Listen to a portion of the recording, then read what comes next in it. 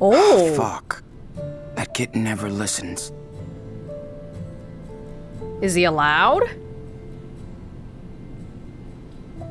What happened to only being in the backyard? Oh. Well, it's a good thing for him though. Good thing for Dan and Chris. They both need someone else. Daniel didn't give a shit about what I told him yesterday. He's too young. He's not gonna listen to anything we have to say. At some point, I bet he's gonna use the powers when we don't want him to. Well, we'll just have to deal with it when it comes around, huh? What the hell, Daniel? December 10th. The first fucking rule! What was that kid running away from? And did his father see something? Yeah, you know how yesterday we could sort of question Chris's dad? But it's like, at that point, you wouldn't really question him, right? Because you don't know what you're looking for. We know, but Sean shouldn't know. And I think, frankly, Sean has too much to worry about someone else.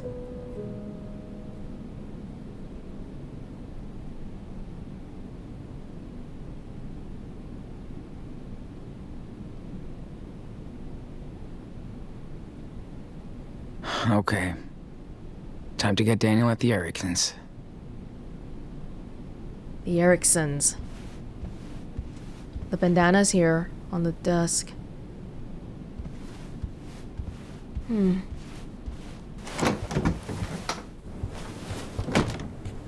Claire? Steven? Anybody home? Can't play with a model today? Well, looks like I'm home alone. I'm guessing maybe we had to move the train into a certain position to get the souvenir? I don't know, because I feel like I've stared at that so many times, but it's never... Oh, right. Sunday morning. Church. Claire and Steven must be at church. Home alone. That is not a good sign. If anything happens, if Dan does anything, I can't really control him. Steven and Claire are gonna freak if they realize he went to the Eriksens. Yeah, we're already in that kind of situation. It's not too much here. Oh, look. We got a tree now. We had a good time decorating the tree together last night. Daniel loved it. That's good. This last year was like the first time in more than 15 years since I've decorated a tree. I've always just been too lazy to get a tree. But last year, decided that was something that needed to change. Well, Ooh. maybe I could use the phone while they're away.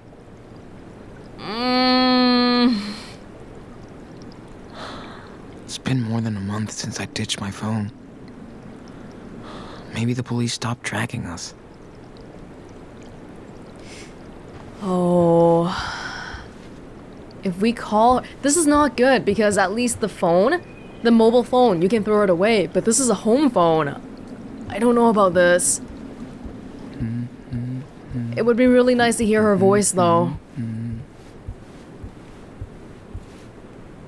Well, I guess they won't be back for at least 2 hours. Morning, sleepyheads. We let you sleep in today while we're at church. Back by noon for lunch. See you in a bit. Love, Grandma and Grandpa. P.S. The Christmas tree is perfect. Good job, kids. P.S.S. Thank you for tidying up a bit. Aw. Maybe if we don't tidy up, we don't get this last line. Maybe I could use Steven's laptop? It's been ages since I've had news from the real world. I actually think using the laptop might not be as bad as using the phone. Technically, if someone was tracking us, they would still get us for sure.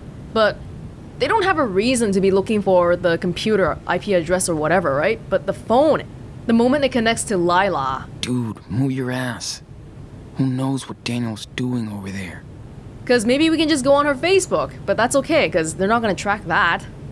I could just delete my browser history after I'm done. Yeah, you're probably savvy enough for that. And they're not as savvy, are they? Okay. Jeez. Steven went search crazy on us. Look at this. Seattle blast and shooting, an unresolved mystery. November 10th. Officer Tanaka holds press conference on Seattle incident. SPD still considering every lead, including terror attack and gang fight. More questions than answers in Seattle incident as friends and neighbors mourn loss of local mechanic. What, from the police point of view, what do they think happened? When they got to the scene, they saw that the local mechanic and a police officer died, and the two kids of the mechanic ran away. Isn't it a little too early to label us as suspects? You could just say, oh, we're looking for these two kids. They're still underage. We don't know where they're going. We want to care for them. But no, immediately the newspaper is like, nope, we're looking for suspects here. This 9-year-old and a 17-year-old kid. I feel like that's a little bit off. These articles are almost a month old. Maybe they stopped looking for us? Where are the Diaz brothers? November 1st. I blacked out, says main witness of the Seattle blast after leaving hospital. Oh, I forgot his name already. It's the guy that tried to bully Dan. Well, I'm glad he's okay, I guess. He was an asshole, but, not one that deserved to die. Seattle protests. SPD to hold awareness workshops on racial bias. Ah, yeah, there are people on my side too. Or, on the side of thinking that the Diaz brothers are not the killers. Let's put it like that. What the hell is this? It's Reddit. I had no idea Steven could fall for this bullshit conspiracy theories. He's just reading. Sean, Daniel Diaz, Seattle. If only the Reddit search worked that well, right? Hey, is anyone following the Seattle shooting incident? There's a lot of weird things going on that nobody can explain. Number 1, how did the police officer really die? Number 2, where did this mysterious explosion come from? Number 3, how did the fugitive brothers get around? Number 4, why are the police being so secretive with details? Discuss. If you have any inside scoop, please post here. I've been all over this. Go to fakeexplosion.url for the full story of this cover-up. Can I go there? Yeah, because I remember last time in the first season, Kate's URL worked, the one on the mirror. So I wonder if this would lead to anything. .url though? Oh, it leads to a Google search because .url is not even a domain. Okay. The new power plant they want to build in the city is definitely part of this. Looks like they just framed the poor kids too.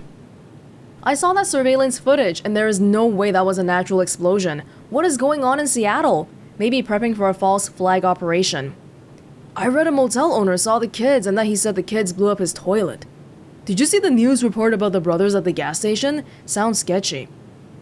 Not everything is a conspiracy, you US wankers. Hipster baby doll. My friend's parents work for the Oregon PD, and they say there's a big secret manhunt for the two brothers. I heard they might have been used for experiments, but now they're on the run because the experiments worked and made them dangerous. I know there are experiments going on everywhere because I came from an experiment. Oh, okay. Thank you for your insight, hipster baby doll. Yeah. You know what? We don't have any dates here, but I do feel like people are still talking about this. No, we're not gonna call Lila. Yeah. We'll call Lila on the other playthrough. Log in. Well, Brody, if we ever make it home, wherever that is, you'll be much, much welcome. Brody's blog, A Tribe Called West on the Edge. Brody Holloway, November 7th, Salt Lake City. This dispatch from Off the Road is a tribute to a couple of new young friends I made on a recent adventure that I've yet to transcribe, or even fully process yet. I'll leave the details vague to protect the innocent, because believe me, they are not guilty. But let me digress.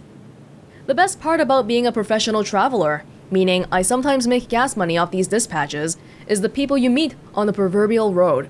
Of course, the worst part about being a professional traveler is the people you meet on the actual road. I've been too lucky for a variety of reasons, though I've had moments of pants-shitting fear, from the highway patrol hiding, following me at night, to that weird motherfucker I picked up in Iowa, who wouldn't leave the car. Read that awful account here. Ultimately, I approach strangers as potential friends, if not allies. I'm that naive and stupid that the universe feels sorry for me and lets me skate by as I help people on instinct rather than objectivity. First thought, best thought. I still hear my ex-brother, his choice, telling me years ago that you read all this Kerouac crap about life on the road, but you can't even change a tire, asshole. He was right. So I learned how to change a tire. I'm not good at it. So I also have towing insurance. End of dilemma. However, I can't always give my own version of roadside assistance, including to my young compañeros who needed it the most. I wish I would have done more for them, maybe even joined their quest, because it's a more important journey than mine.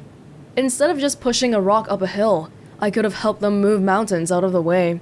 If we were hanging out again, I would ask you to forgive me for not coming along to offer whatever help I could. I really would have liked that. I was really sad that you had to leave us, actually. Then again, I'm kind of a clumsy dork, and I could have fucked shit up by trying to play savior. The paralysis of analysis. My suspicion is that they didn't really need me in the end, just each other. Yeah, at that point, we were so vulnerable, I really would have loved Brody's company, but this is a journey that Sean and Daniel must undertake themselves. Even if we have someone helping us along the way, like Brody or our grandparents, in the end, it's just gonna be us. So I'll continue to weave this highway and roadside tapestry, always paying it forward. Call it guilt if you want. I'm still that geeky, sincere kid who looked up to anybody, who wanted to change the world for good, who wanted to move mountains for others. I always wanted to be a car-bound Lois Lane, a roaming reporter getting in the face of this corrupt matrix. Sure, my adult cynic knows the system is rigged, that we're screwed, and that justice is often just a joke. But when I saw the faces of my wandering friends who went through hell and are still there for all I know, smiling with childlike gratitude at my most trivial of gifts, I felt ashamed, saddened. There are times when I encounter a little soul lost, and they flash that wide-eyed, grateful, frightened stare, and you feel your heart break into a million pieces. Now I think of all those children out there, alone in the night, on the precipice, the razor's edge of America, and beyond, wanting only the most basic of life's needs, like food and parents. It makes me cry and sick at once. Then I rage at the dying light, and vow to do my part. That's the benefit of an activist on wheels. I always like to think of myself as moving forward, like a friendly shark. Otherwise, we don't eat, we don't survive. Now I find myself thinking of the past, wondering if I gave the best advice to those in need, if I even helped those lost children of the American night by leaving them on their own. Then I realize that I'm the one who's actually lost out here. My friends climbing the hills know exactly where they're going. And I know you're going to make it home. I'd like to plan a visit.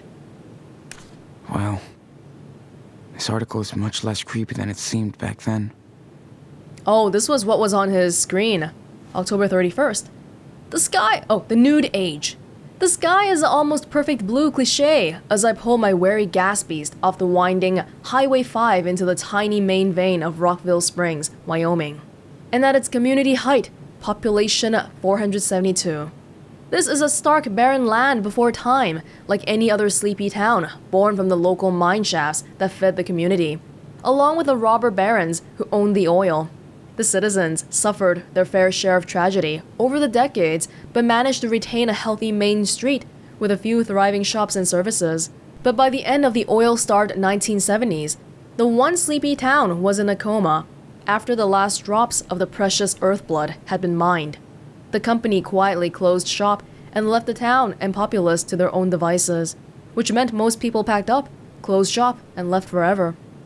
Which brings me today to Rockville Springs, Wyoming, population 51. Oh my god. Yet the ghosts who stayed behind to haunt what was left of the town are now stark naked. There was always an eccentric, Lynchian aura over the Rockville Springs, as demonstrated by their very own nudist community, who'd been quietly amassing ever since the 1950s after the local oil first gushed from the earth. The town wasn't as religious or conservative as others in the repressive era, so the thought of nude volleyball didn't cause a legal scandal. How could it when the city's own mayor was seen, or unseen, sunbathing in his birthday suit? So therefore, nobody gave a rat's ass even though they could see everybody's ass. When the majority of the town was abandoned, the nudist community saw this as their chance to pursue the end goal of their lifelong dream, a naked public sphere free of moral judgment.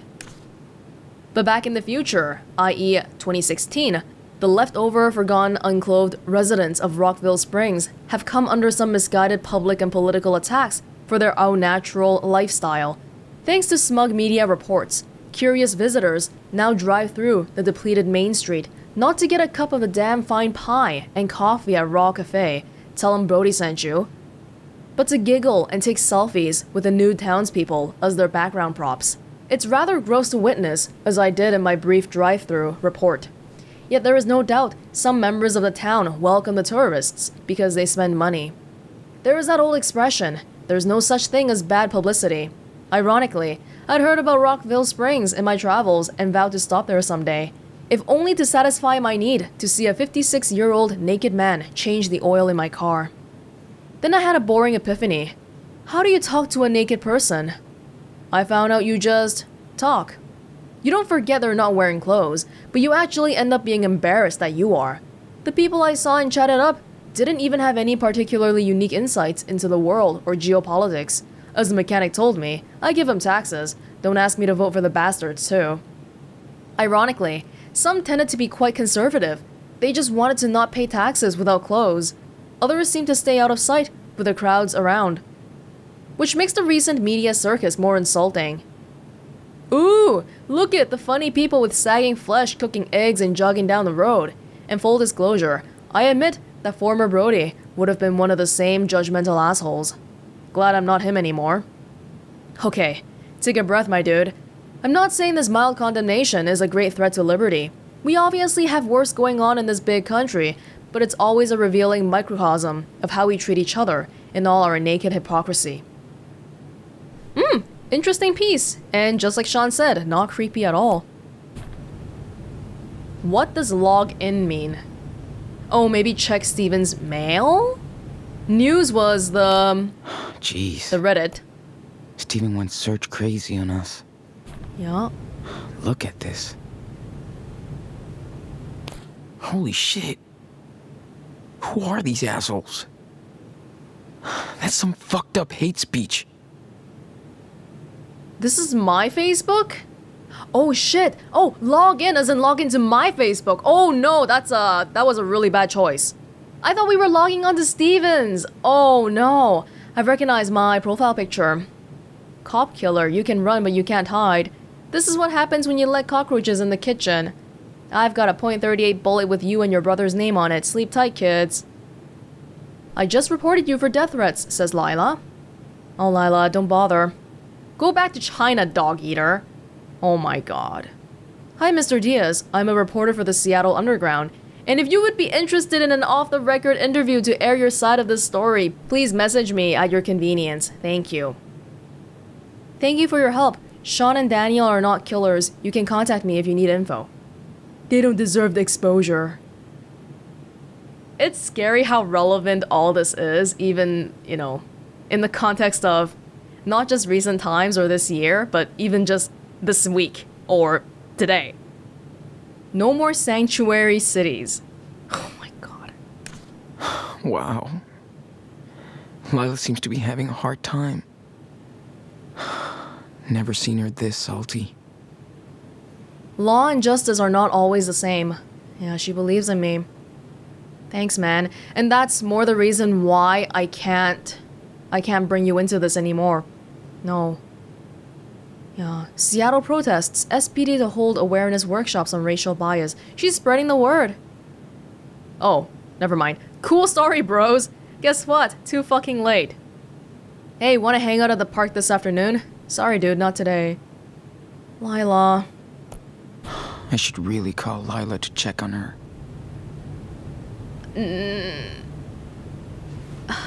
I feel like that was a really bad decision to log onto Facebook. Oh, they didn't make it clear. I was gonna avoid doing anything that identified me properly, but... Should I just call Lila? I don't think so. No, I can't drag her into this. My grandparents are already in this, and we don't have room for more. Sorry, Lila. It's better this way. Although, you know, part of being best friends is that you should let people in and let them help you. But considering how Sean is like 16, 17, and Lila is also 16, 17, there's nothing she can do for me. And her parents. Steven and Claire are gonna freak if they realize he went to the Eriksens. Her parents might not be thinking the same thing as her, right? So even if she wants to help me, if her parents find out, yeah, I'm not gonna call. They can totally get my IP address from going on the computer, though. Okay. Let's get this brat back home now. Yeah. Just wondering if there's anything here. We can't get the train souvenir, but the next one is a snowman, right? Why does Daniel never listen? Maybe I'm too soft with him. 'Cause he's 9. No, I get the feeling that Dan, he might not listen even if you tried to be really harsh with him. It's getting into that kind of age. Even though Sean himself is in that kind of age too. It's a delicate age. Okay, I'm supposed to be following the tracks to the neighbors. I really shouldn't be going this way, should I? Dude, go get your little brother. Okay, sorry. There's a car tracks to the church.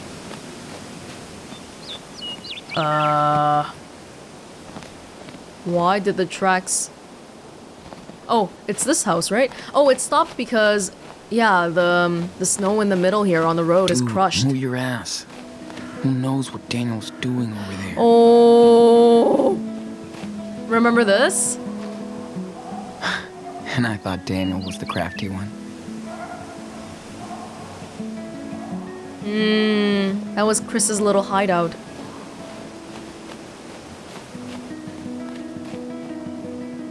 What the fuck? I'm gonna kill him. Oh my god. Well... Daniel! I don't know what to do with this kid! Single dad family.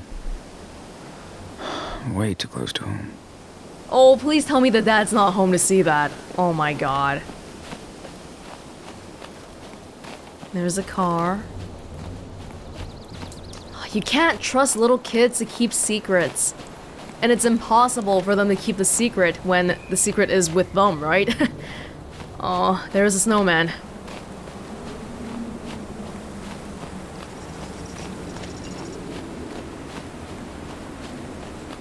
Wow.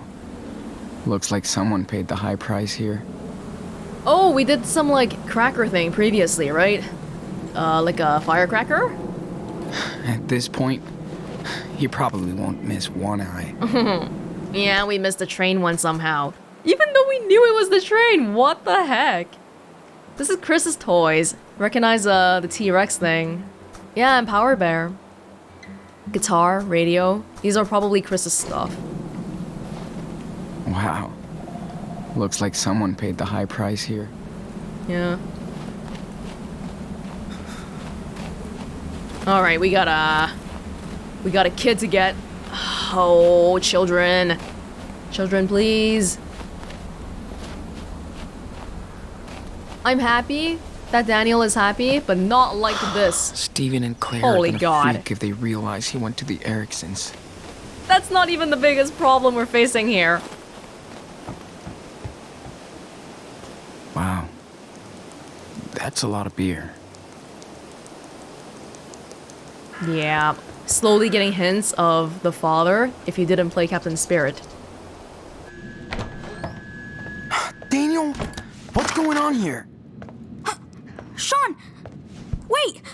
Don't freak out! I can't explain. Let me tell him. Sean, I know it sounds crazy, but Oh. I have a superpower. You saw me yesterday.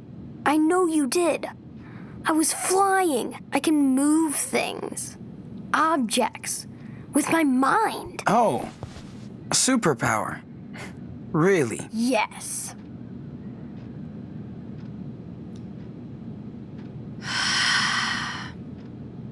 Well, we're saying it to Dan, but we're also going to be saying it to Chris.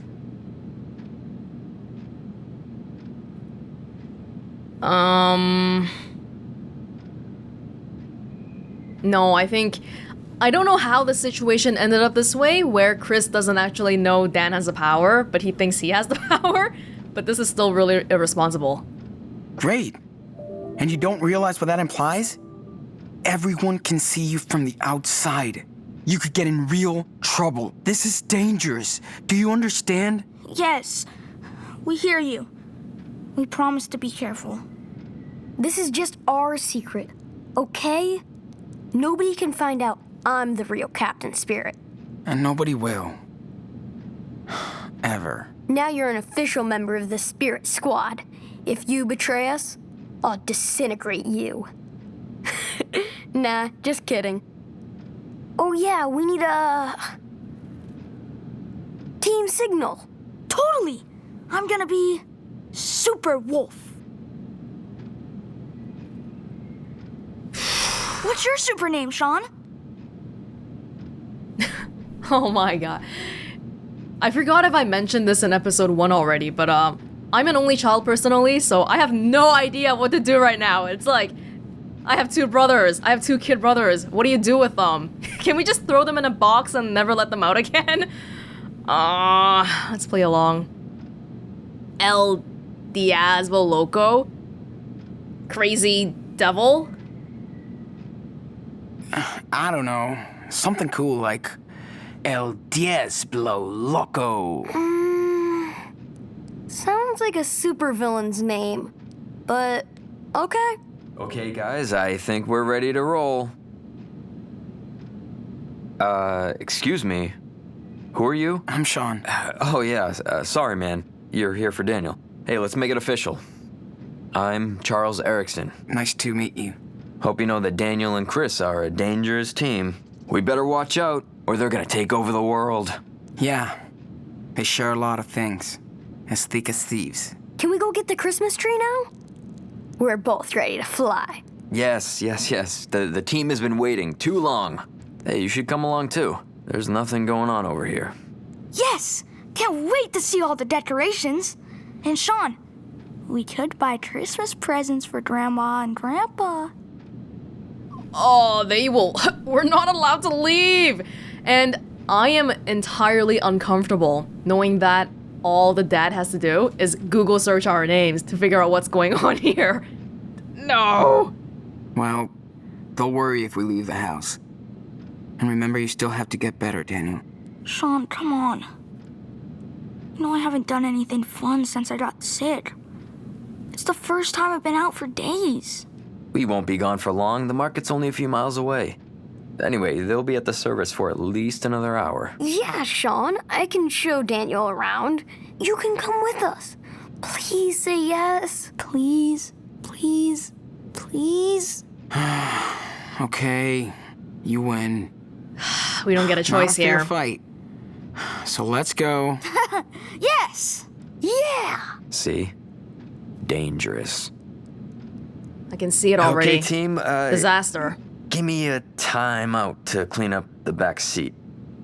I'll honk when I'm done. Ooh, can I use the bathroom? Of course. Oh, you'll see my comic books. I'm glad you're coming too. Hey, you want to see my toys? Oh, score! The new hot dog man? Since you're a new member of the team, you have to know everybody. These are Captain Spirit's friends and his enemies. Dude, that's pretty cool. Can you guess who are the good guys and the villains? Let's see. Okay, well, Captain, or a Power Bear is obviously a hero. I forgot. I forgot. Look closely. Oh, we can change still. This guy's probably a hero. I remember the insect guys Okay. were villains. This guy's a hero, isn't he? This is the thing that Chris was holding in the very first scene. He was flying it around, and the camera angles made it seem like he had powers. The bad guys, the good guys. Oh, no. Not that easy, right? Yeah, sure. Oh, we can't move that one. It's because it's just next to him. The dinosaur? The car? The car? I can't tell! Careful. It may be tricky. When I look at the dinosaur, all I can remember is the dinosaur from Toy Story. Look closely. Is the car evil? Does it fit with the evil guys? I don't freaking know. Okay, we're done. Careful. It may be tricky. I don't know. You're supposed to teach me, right? Yeah? Okay. How did I do? Not bad. You're almost right. Ah. It was a bit tricky. Okay, let me introduce them to you. This is Team Spirit, the good car! guys. There's the Forest Warrior, Power Bear, Marty Rex, and Sky Pirate. Oh, and this guy. Who are the bad guys? That's Noctarius and the Shark Stinger. There's also Snowmancer, but he's out in the garden. Captain Spirit kinda took care of him. He might need a little surgery now, but they're all working for Mantroid, who is the real supervillain. You should see his evil planet. Why doesn't Captain Spirit stop him? He tried, but failed. That's why he needs Super Wolf. You know, Daniel, to prevent Mantroid from hurting other people. Yeah. Strength in numbers. Sounds like Mantroid is in trouble. Just wait until he sees what Captain Spirit can do now. Yeah. About that.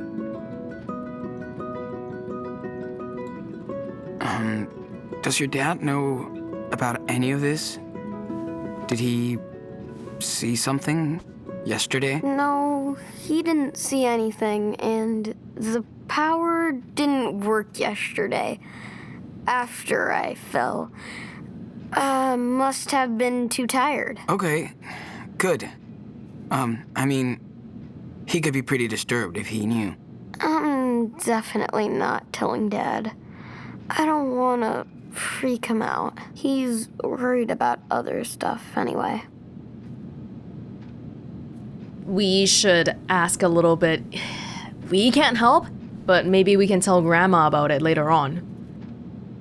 Chris, it's none of my business, but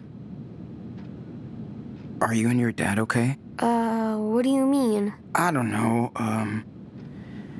Claire seems to be worried about you guys. Yesterday, Steven and her talked about your dad. I think they had a talk with him. Claire's always worried. We're cool. Totally. He has a hard time being on his own. That's all.